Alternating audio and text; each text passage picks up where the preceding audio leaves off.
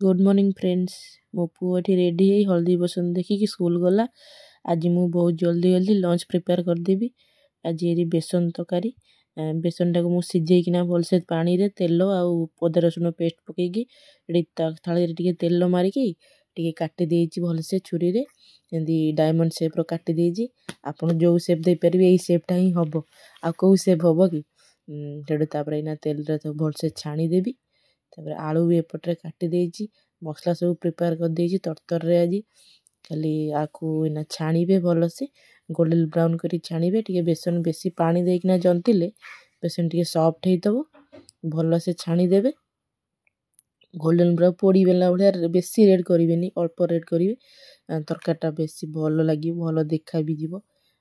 Eighty मु भलसे छाणी दउछि आकु छाणला परे एबे सब गुरा छाणी छुणी देदी।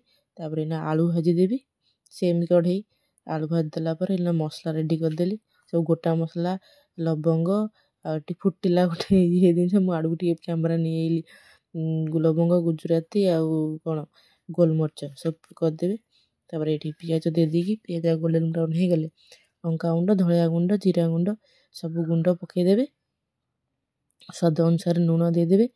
तापर एबे मसला पकई देबे मसला कसी होला परे भलसे कसिए मसला टाकू धनिया पत्र थे टिके पकेबे धनिया पत्र मुड़ी पकेनी आमर सरी जाइतला धनिया पत्र आजकल तो शीत दिन धनिया पत्र होउची तापर मु भूली जाइची नबाकू तकारी फुटला बेले आउ खाइबा।